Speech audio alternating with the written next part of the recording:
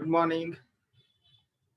पिछले लेक्चर में हमने सिद्धि स्थान 9वें चैप्टर में त्रिमर्मीय सिद्धि अध्याय में शिरोरोगों का वर्णन चालू किया था और उन शिरोरोगों में विशेषतः हमने शंखक व्याधि की और अर्धावभेदक इन दो शिरोरोगों के बारे में चर्चा की थी और वहां पे विशेषतः अर्धावभेदक जिसे माइग्रेन भी कहा जाता है उस व्याधि को देखते हुए हमने पिछला लेक्चर हमारा समापन किया था। और अर्धावभेदक की चिकित्सा विशेषतः उत्तम स्नेह यानी चारों स्नेह एकत्रित करके जिसमें ग्रहण किए जाते हैं उसको उत्तम स्नेह कहते हैं। उत्तम स्नेह के लिए विशेषतः यहाँ पे प्रशस्ति की है। उसके बाद में विभिन्न जो चिकित्साएं हैं विशेषतः विरेचन, शिरोविरेचन, नाड़ी स्वेद एवं स्नेह बस्ती, उपनाह स्वेद, इन सभी के बारे में और सबसे पश्चात वहां पे एक विशेष बात कही है। अगर आप देखेंगे तो शिरोबस्ती दहनम च अत्र शस्यते यानी दहन कर्म मतलब अग्नि कर्म। जब हम दोष प्राधान्य जान के चिकित्सा देते हैं और उसका हमें लाभ नहीं मिलता तो वहां पे ग्रंथकार विशेषतः दहनम वा अस्य इति तंत्रांतर प्रत्ययात द्व अंगुल ललाट शंख प्रदेशु शरकांडादीना दहनम नेयम। तो चक्रपाणी दत्त तंत्रांतर यानी चरक संहिता छोड़ के अन्य जो आयुर्वेद के ग्रंथ है वहां पे किस प्रकार से दहन कर्म का उल्लेख किया है या मार्गदर्शन किया है उनको अधोरेखित करते हैं।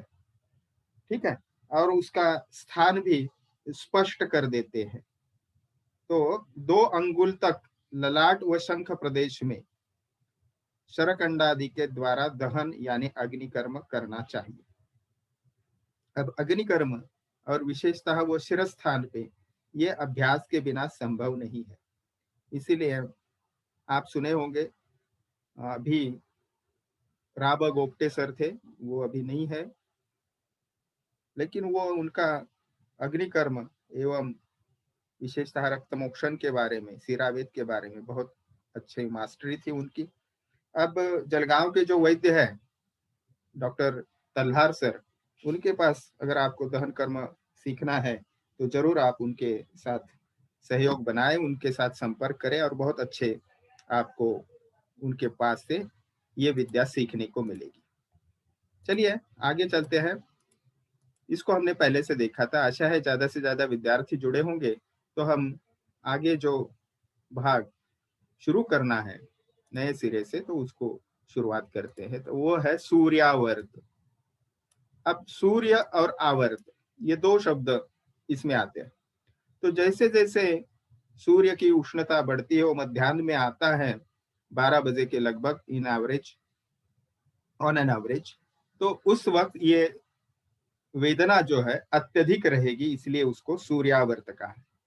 तो बाहर का, शरीर के बाहर का जो वातावरण है वो किस तरह प्रभावित करता है दोषों का, उसका एक आदर्श उदाहरण हम इसको समझ सकते हैं।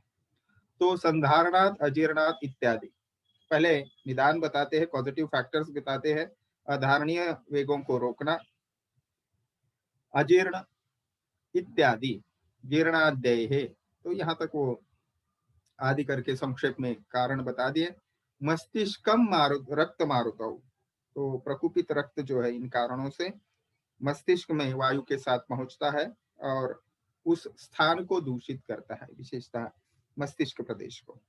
और फिर दुष्टौ दूषे दूषे तस्तच्च दुष्टम ताभ्याम विमूर्छित, तो दोनों दूषित होकर मस्तिष्क में विशेषतः वहां पे संप्राप्ति कर देते हैं, वो पूरे मस्तिष्क को भर देते हैं, ऐसा शब्द प्रयोग वहां पे किया है। दूषया दूषयता तच्च, यानी दोनों दूषित एक दूसरे को करते हैं और मस्तिष्क को भी पूरे तरीके से दूषित करते हैं। अब यहाँ पे शब्द प्रयोग किया है विमूर्छितम, ये आप शब्द प्रयोग कर सकते, ताभ्याम विमूर्छितम। तो कहने का तात्पर्य यह है कि पूरी तरीके से वह शिर प्रदेश को प्रभावित कर देते हैं या पूरी तरीके से दुष्ट कर देते हैं, तो इसलिए विमूर्छितम शब्द यहाँ पे प्रयुक्त किया है।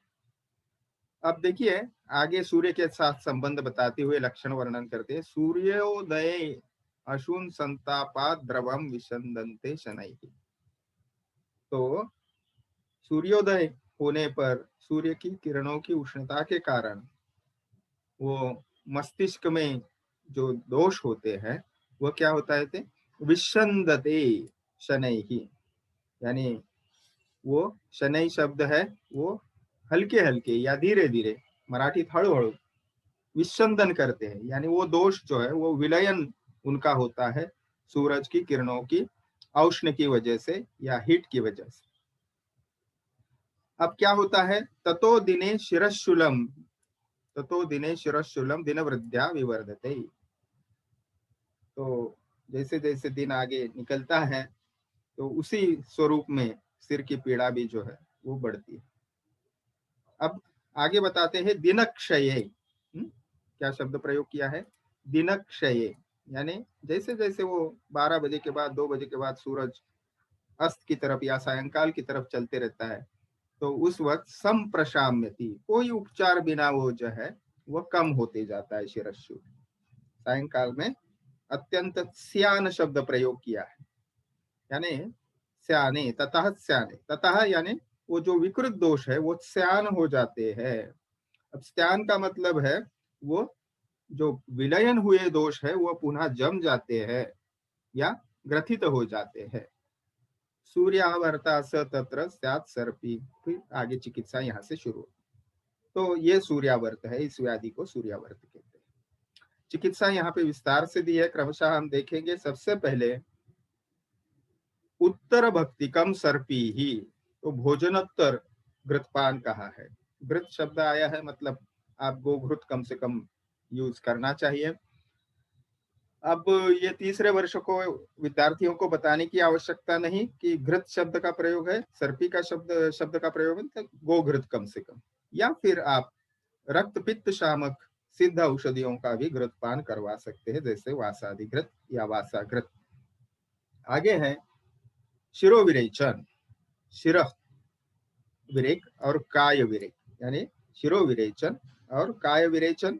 इसका अर्थ क्या होगा, जो सार्वदैहिक विरेचन है वह विशेषतः हम इसको मेडिकेटेड परगेशन कहेंगे ट्रांसलेशन के माध्यम से। तो घृत तेल वसा मज्जा, इसको आपने क्या करना है, मूर्धा तिस्नेह धारणम शब्द प्रयोग है, देखिए त्रिस्नेह, यानी 3 स्नेहों को मूर्धा के ऊपर यानी सिर के ऊपर धारण करना है, मतलब शिरोबस्ती के माध्यम से, शिरोपिचू माध्यम से कम शिरोभ्यंग पद्धति से यह आपको धारण करना है। 3 स्नेह, तो यहाँ पे घृत तेल वसा मज्जा यहाँ पे ओमिट करना है, तो घृत तेल वसा ये त्रिस्नेह है। आगे जो औषध के स्वरूप में अगर जांगलय ही उपनाहश्च घृत शिरश्च सेचन, तो जांगल पशु पक्षियों का मांस वो उपनाह स्वरूप, यानी वहां पे उसको गरम करके इकट्ठा पका के उनको उपनाह स्वेद वहां पे देना है, जिसको हम पोटीस बांधणी मराठीत म्हणतो आपण, पोल्टिस। आगे शब्द प्रयोग किया है घृत क्षीरश्च सेचनम, अवसेचन यानी धारा करना है, तो वह घृत और क्षीर इनका प्रयोग करना चाहिए। आगे घृत बताते हैं, मयूर, तितर, लाव इत्यादि जो पक्षी है उनके मांस रस के साधित दो दूध है, और उस दूध को सिद्ध करने के बाद, यानी उस दूध का दही जमेगा, दही का तक्र को मथित करके फिर उसका घृत निकलेगा, और फिर उसको जीवनीय गणों के साथ, जीवनीय क्षीराष्टगुण साधितम, जो अष्टवर्ग के द्रव्य यानी जीवनीय गण है उसके कल्क के साथ 8 गुना दूध लेना है और उसमें उसको पकाना है। ऐसे सिद्ध घृत का उपयोग नावन यानी नस्य के लिए करना है। अब देखिए विशेषतः चक्रपाणी दत्त थोड़ा सा प्रकाश डालते हैं त्रिस्नेह शब्द के ऊपर। अब त्रिस्नेह शब्द से घृत तेल वसा सहसा लिया जाता है, लेकिन मस्तिष्क में विशेषतः मज्जा होती है, और यहाँ पे इसलिए उनका तात्पर्य ऐसे है कि सिर में शिरस्थ मज्जा होती है, और उसके लिए ये 3 जो स्नेह है वह सबसे अच्छा काम करे। अब आगे शिरोवेदना का जो महत्व है, इसके लिए नस्य सबसे अधिक उपयुक्त है सभी शिरोरोगों के लिए। आगे नस्य का वर्णन भी आएगा, इसलिए नामन का भी ज्यादा ये नहीं करेंगे। त्रिस्नेह धारणम इति पाठात तैल घृत वसा धारणम वदंती।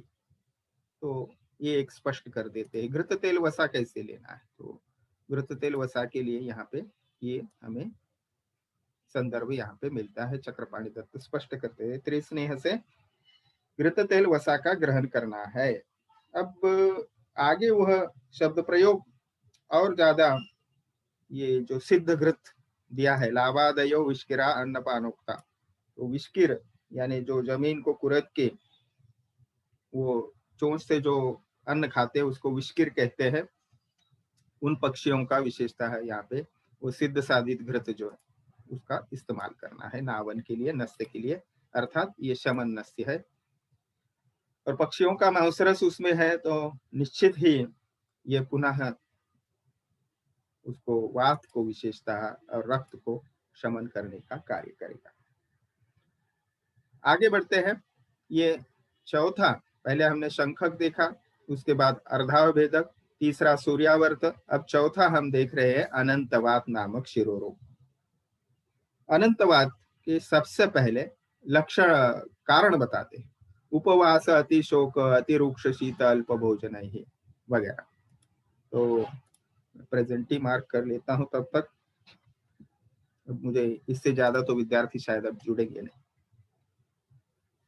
दुष्टा दोषास्त्रयो मन्या पश्चात घाटा सुवेदना। अब देखिए ये शास्त्रीय पद्धति है। सबसे पहले कारण मीमांसा क्यों वर्णन करते हैं कि ये विशेष कारण है उस रोग के।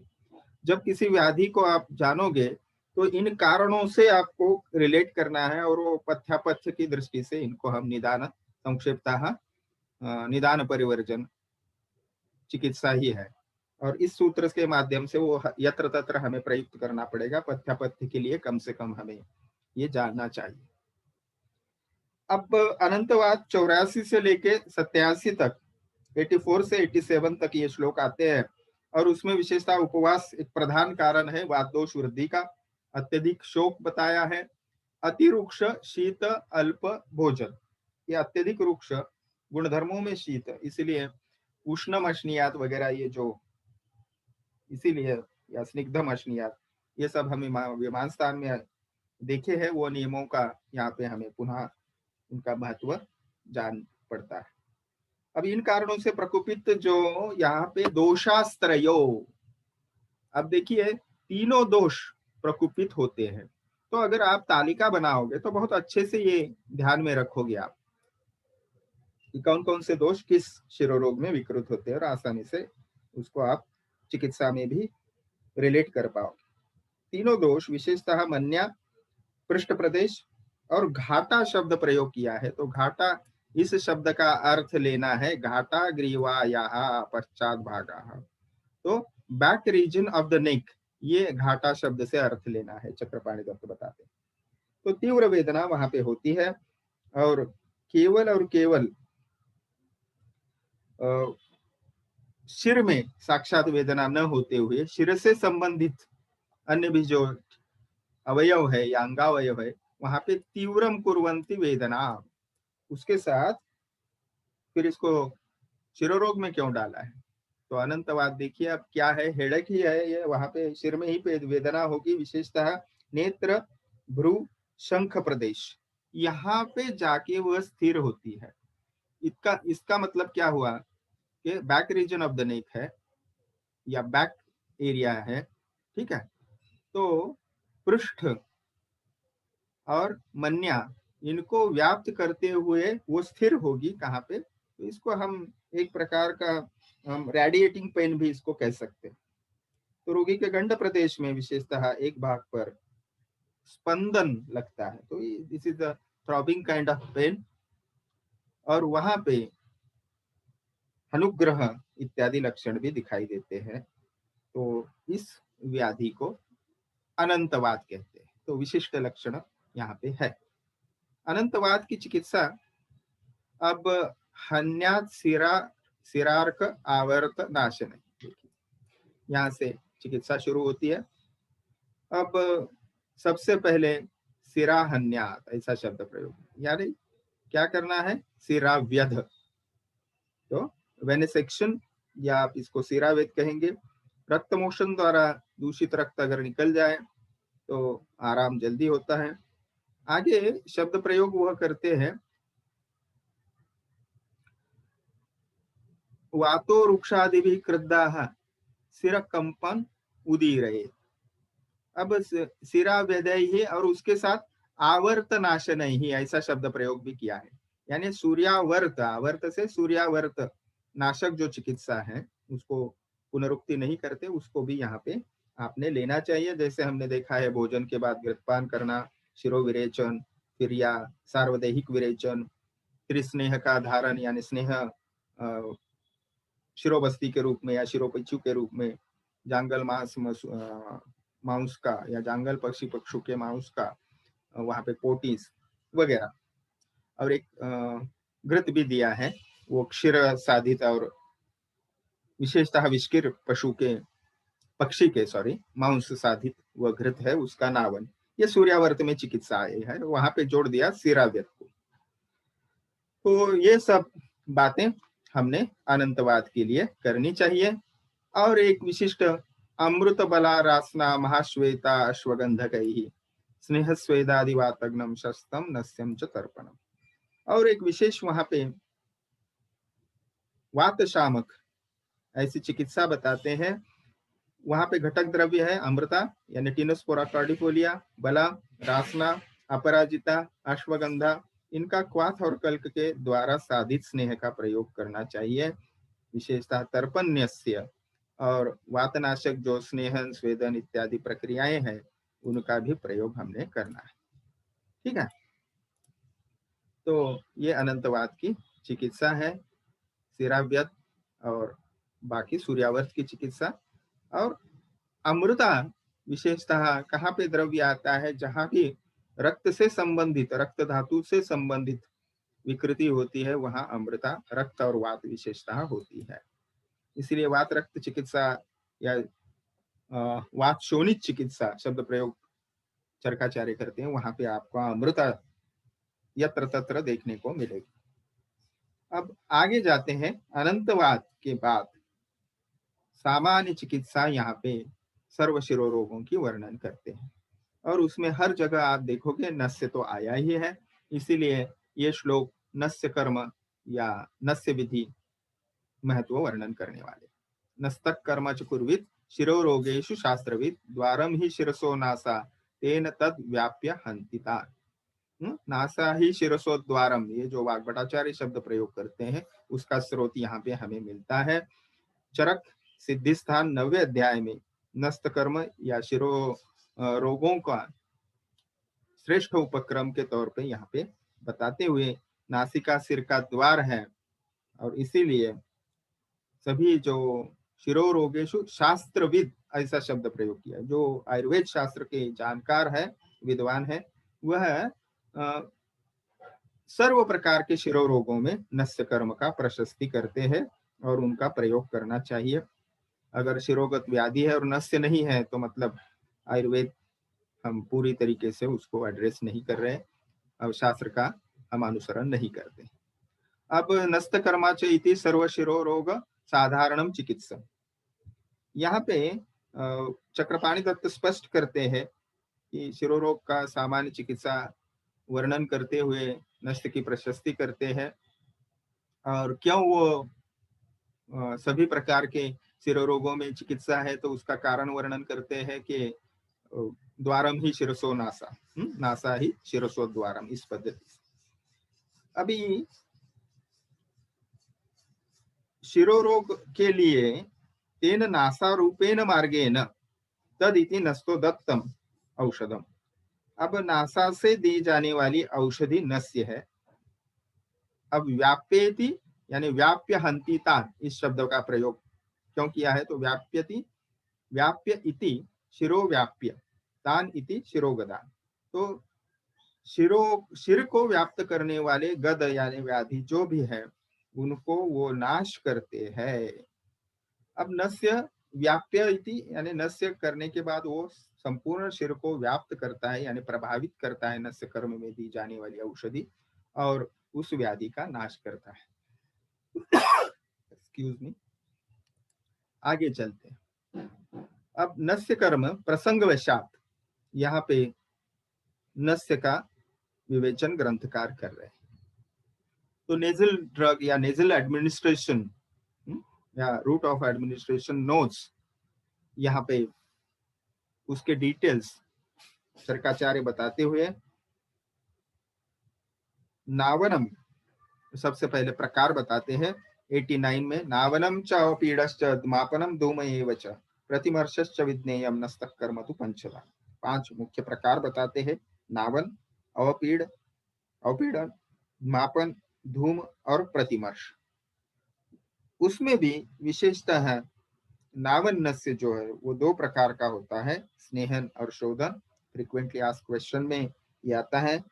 अवपीड़न में फिर शोधन और स्तंभन, और फिर जो धमापन है, चूर्णस्य आत्मापनम तद्धि, तो धमापन नस्य ये आपको शायद चूर्ण या महीन चूर्ण, सूक्ष्म चूर्ण नासा में फूंका जाता है, इसीलिए आध्मापन यानी फूंकने की प्रक्रिया उसमें होती है, इसीलिए उसको मापन नस्य भी कहा जाता है।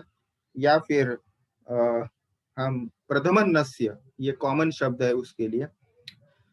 एक तो चिकित्सक अच्छा अभ्यस्त है तो वो अपने स्वयं के फूंक मार सकता है, या फिर यहाँ पे देखिए इस चित्र में आपको एक यंत्र दिखाई दिया होगा, वहां पे एक हम कह सकते हैं ऐसे कैविटी होती है, ये मैंने खुद जो इस्तेमाल किया है हमारे अष्टांग आयुर्वेद के ही पंचकर्म विभाग में, तो ये विशेषतः ग्लास का था, और ये ग्लास का एक छोटा सा बाउल है, उसको 2 ऐसे मुंह है, एक में एयर बलून लगता है और दूसरा जो है रुग्ण की नासा में जाता है इस पद्धति से।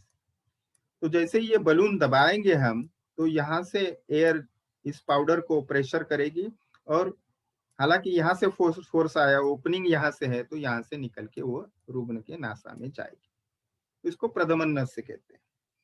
तो इसमें सूक्ष्म होने की बहुत ही आवश्यकता है।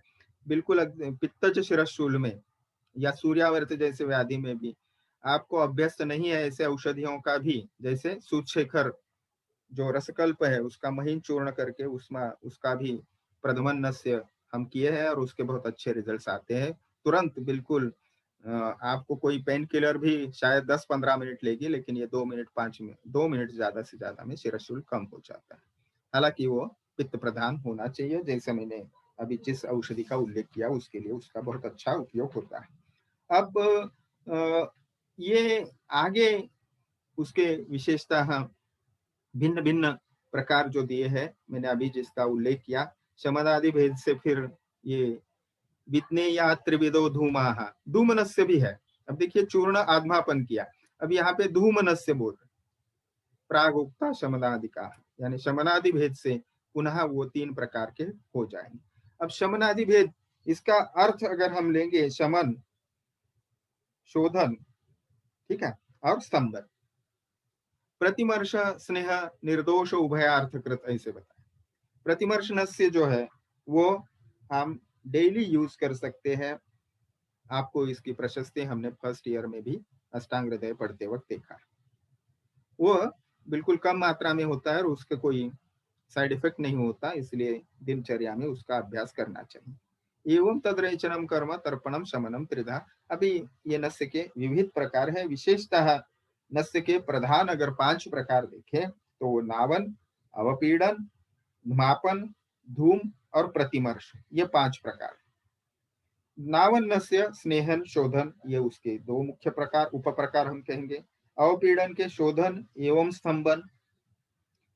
अब आप बोलेंगे स्तंभन के लिए नस्य की क्या आवश्यकता है?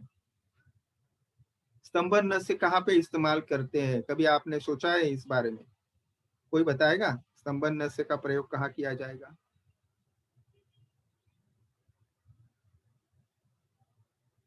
ओके, तो मैं एक आपको केस बताता हूँ, ये बिल्कुल शॉर्ट में, उसका मैं ज़्यादा वर्णन नहीं करूँगा। तो सेरेब्रोस्पाइनल फ्लूइड डीजनरेशन की वजह से वो सीधा एक नाक नासा से, राइट नॉस्ट्रिल से वो टपकता रहता था। ऐसे एक केस हमारे यहाँ पंचकर्म डिपार्टमेंट अष्टांग आयुर्वेद महाविद्यालय में, जब मैं 99 से 2002 तक वहाँ पे काम कर रहा था, लगभग 2002 के बाद 6 तक मैं वहाँ पे ऑनररी था पंचकर्म। अब ये काम करते वक्त ये केस वहाँ पे आई थी, और आप नाम सुने होंगे, वैद्यराज जुवेकर सर जो है, वो हमारे गुरुजी भी रहे रचना शारीर के, वो केस देख रहे थे, और वहाँ पे हमने स्तंभन नस्य इस्तेमाल किया था उसके लिए। साथ में ही सेरेब्रोस्पाइनल फ्लूइड लीकेज होने की वजह से, वो बैंक ऑफ महाराष्ट्र में रुग्ण काम करता था, उसके डिटेल्स बहुत सारे, क्योंकि वो एक यूनिक केस थी इसलिए याद में। सेरेब्रोस्पाइनल फ्लूइड लीकेज कंटिन्यू होता था, अगर रुग्ण सोया है और उठता है तो इतना बिल्कुल धार ही लग जाती थी, इतना वो वहां पे लीकेज था। अब डिजेनरेटिव चेंजेस थे, उम्र काफी थी, और इसीलिए उसका कुछ गारंटी नहीं थी, इसलिए रुग्ण जो है वो सर्जरी उसके रिलेटिव और वो खुद भी नहीं चाहता था, इसलिए आयुर्वेद को वो केस आई। तो वहां पे शिरोधारा का तो प्रयोग हुआ, उससे उनके जो साइड इफेक्ट थे, जैसे कान में कंटिन्यूअस उनको कुछ आवाजें आती थी, वो तो बिल्कुल कम हो गई थी, क्योंकि वात का शमन हुआ इसलिए। अब वहां पे हम मोच रस सिद्ध घृत का जो स्तंभन द्रव्य है, मोच रस, तो मोच रस का हम वहां पे प्रयोग कर रहे थे, और उसके काफी अच्छे रिजल्ट्स आए थे हमें। ठीक है, पूरा बंद तो नहीं हुआ, लेकिन वो कंट्रोल में हुआ, और शिरोधारा और आयुर्वेद की औषधि चलती थी बीच बीच में, तो काफी समय तक रुग्ण को आराम भी रहा, और उसने सर्जरी आखिर तक नहीं की। अब ये मैं बोल रहा हूं इसलिए कि अपुनर्भव, या सॉरी, उसको कंप्लीट तो हम क्योर नहीं कर पाए, लेकिन उसको कंट्रोल जरूर किया, और उसके साइड इफेक्ट जो थे वो कम कर दिए हमने। जैसे रुग्ण को बिल्कुल सर हल्का लगता था, कंटिन्यू कान में आवाजें आती थी, ये पूरा कम हो गया, और सेरेब्रोस्पाइनल फ्लूइड का लीकेज जो था उसका ऑन एन एवरेज हमने 75% तक कम कर दिया था। तो ये स्तंभन नस्य के लिए उदाहरण मैंने आपको दिया। आगे धुमापन, यानी जो मैंने प्रधवन नस्य भी उसका सिनोनिम बताया, वो प्रकार है। धूम के प्रायोगिक, स्नेहिक और वैरेचनिक, ये 3 उप प्रकार है, और प्रतिमर्श में भी विशेषतः स्नेहन और विरेचन। ठीक है, इसको आगे ले जाएंगे हम। आपके अगर प्रश्न है तो वो चैट बॉक्स में डालते जाइए। विस्तृत विस्तृत टीका है इसके ऊपर, समय रहते हम उसको आगे चलते हैं। उसके 93 से 96 ये जो श्लोक क्रमांक है, वह विशेषतः कौन सी स्थितियों में कौन से नस्य का प्रयोग करना चाहिए ये बताते हैं। सबसे पहली स्थिति बताते हैं वो स्तंभ सुप्ति गुरु, ये स्थिति बताते हैं। निश्चित कहाँ पे होगी वो? शिरो में, शिरो प्रदेश में, और वह श्लेष्मिका ये शिरोगदा और कफच शिरोरोग, इनमें विशेषतः विरेचन तेषु नस्य कर्म, तो विरेचन नस्य यहाँ पे उपयोग करना चाहिए, शिरो विरेचन। जैसे उदाहरण के लिए षड्बिंदु तय। आगे दूसरी स्थिति बताते हैं वातात्मक रोग, यानी वात प्रधान रोग, विषय उदाहरण शिरकंप, अर्दित। अर्दित फेशियल पाल्सी आपको पता है, शिरकंप यानी ट्रेम्बलिंग ऑफ द हेड। अब इन वात जो व्याधियों में विशेषतः इस्तेमाल किया जाएगा तर्पण, तर्पण नस्य प्रकार, यानी जिसमें न्यूट्रिशन होगा शरीर का, शिरो विशेष, शिरो भाग का पोषण होगा, तो तर्पण नस्य यहाँ पे प्रयोग करना चाहिए। आगे तीसरी स्थिति बताते हैं जहां पे रक्त पित्त, यानी पित्त और रक्त, यानी विशेषता पित्त रोगों में शमन नस्य का प्रयोग करना चाहिए, जैसे गोघृत है। ठीक है, तर्पण नस्य में आप बला तेल या बलाघृत या क्षीर सिद्ध बला तेल, रक्त पित्त में गुड़ुचि सिद्ध घृत, ऐसा औषधों का प्रयोग आप कर सकते हैं। आगे चौथी स्थिति धूमापन यानी प्रधमनस्य और धूमनस्य या धूमपान ऐसा शब्द प्रयोग किया है। तथा योग्येषु शस्यते, योग्य ऐसे अवस्था में, उचित ऐसी अवस्था में इसका प्रयोग करना चाहिए। विशेषतः जहां पे ऑब्स्ट्रक्शन होता है, किन्हीं कारणों की वजह से होगा, nasal wall swelling, internal swelling रहेगा या पॉलिप रहेगा, जो भी स्थिति है, विशेषतः ऑब्स्ट्रक्शन स्थिति में धूमापन और धूमपान का प्रयोग होता है। जैसा हमें पता है कि धूमपान वमन के बाद पश्चात कर्म भी उसका प्रयोग है, शेष कफ गले में जो है वो कम करने के लिए उसका वहां पे पश्चात कर्म में उसको इंक्लूड किया है। अब इसको थोड़ा सा और देखते हुए निकलते हैं हम। यहाँ पे जो विशेषतः औषधियां हैं नस्य कर्म के लिए, उनके बारे में मार्गदर्शन है श्लोक क्रमांक 96 से 98। फलादि भेषजम प्रोक्तम शिरसो यद विरेचनम। तो शिरो विरेचन के लिए विशेषतः फल वाली औषधियों का प्रयोग किया जाता है, जिनका विस्तार से उल्लेख वो बताते हैं कि इससे पहले का पूर्व का जो रोग विषक द्वितीय अध्याय था, 8वां विमान स्थान का, हमारा सेकंड ईयर में वो चल रहा है अभी तक। जैसे त्रिमर्मीय सिद्धि अध्याय थोड़ा लंबा है, वैसे ही ये रोग विषक द्वितीय अध्याय भी लंबा है। तो वहां पे इन फल वाली औषधियों का वर्णन किया है, उनके महीन चूर्ण का यानी सुसूक्ष्म चूर्ण का प्रधमन नस्य के रूप में प्रयोग करना चाहिए। ठीक है। फिर ऑप्शन के लिए इनका कल्क और क्वाथ से साधित स्नेह का भी विरेचन नस्य के लिए आप प्रयोग कर सकते हो। अब विमान स्थान 8वां अध्याय चरक संहिता का जो है, वहां पे विशेषतः ये चक्रपाणी दत्त ये हमें बातें बताते हैं, आपको सिर्फ उसको अधोरेखित करता हूं ताकि आपको चिन्हित करने के बाद वो ध्यान में आएगा। देखिए, रोग विषक द्वितीय उत्तम चरक विमान स्थान 8वां अध्याय। तो वहां पे वर्णित जो मधुर गण है या स्कंद है, उनके क्वाथ और कल्क से साधित तर्पण नस्य का प्रयोग करना चाहिए, अर्थात मधुर गण जो है उसको। ये अलग से बताने की आवश्यकता नहीं कि पाक कौन सा होना चाहिए नस्य के लिए, तो है हमने शारंगधर संहिता में से सीखा है। मृदुर नस्य, नस्य के लिए जो पाक होगा, जो सिद्ध घृत या सिद्ध तेल बनाया जाएगा, वह कौन सा होना चाहिए? मृदु पाक होना चाहिए, या फिर मध्यम पाक, जिसका उपयोग हर एक चीज के लिए, हर यानी बस्ती हो या फिर नस्य हो या पान हो, सभी के लिए हम कर सकते हैं। तो ये बात आप ध्यान में रखिए।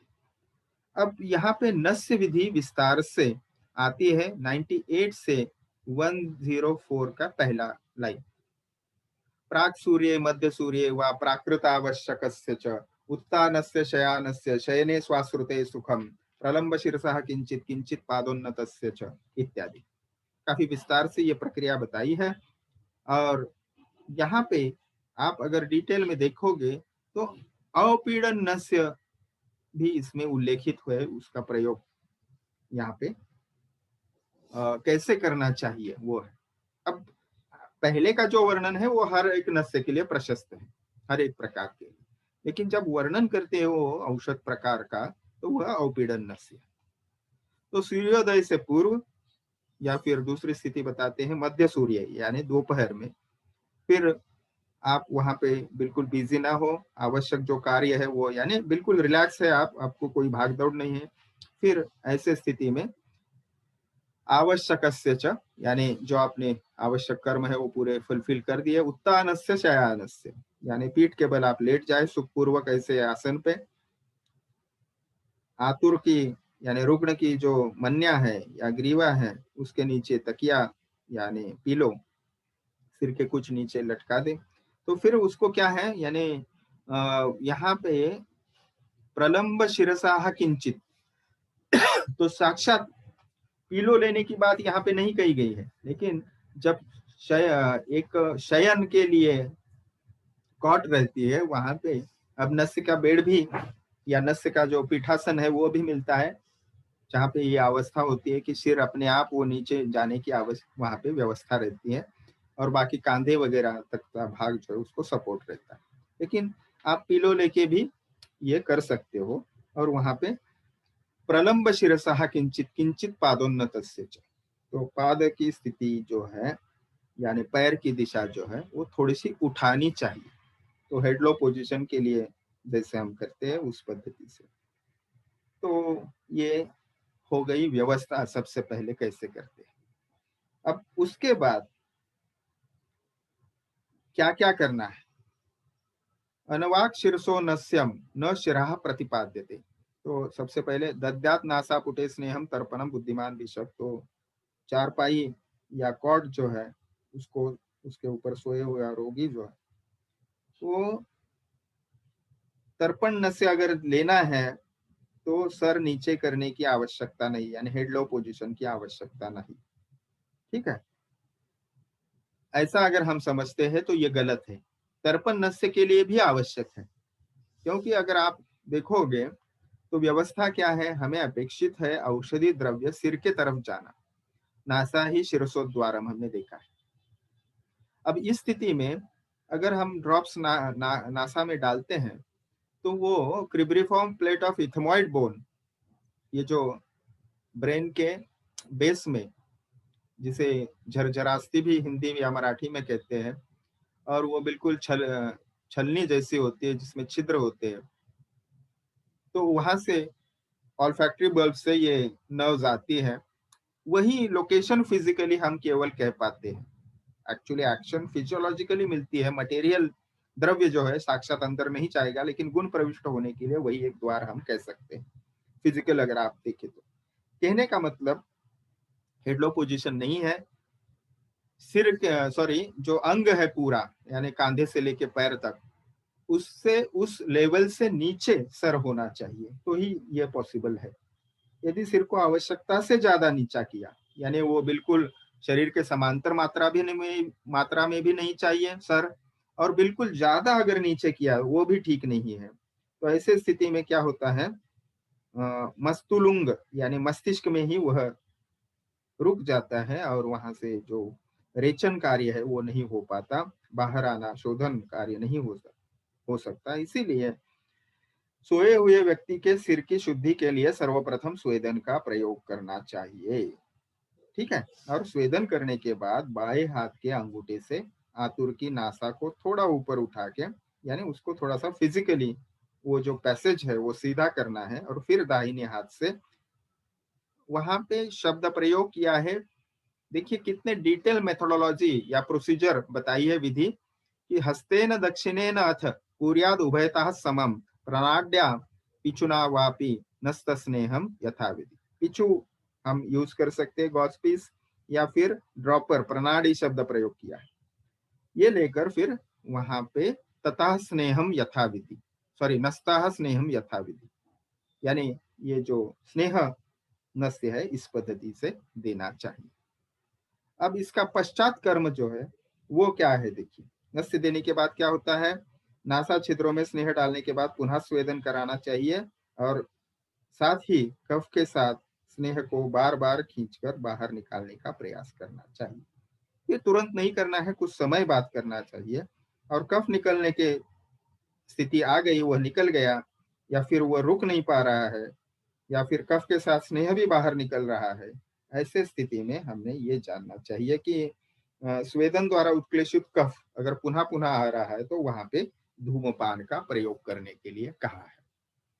अब आपके कुछ प्रश्न हैं तो उनको हम देखेंगे, और व्याख्यान का जो मुख्य विषय था पश्चात कर्म के ऊपर दूसरे नेक्स्ट हमारे लेक्चर में हम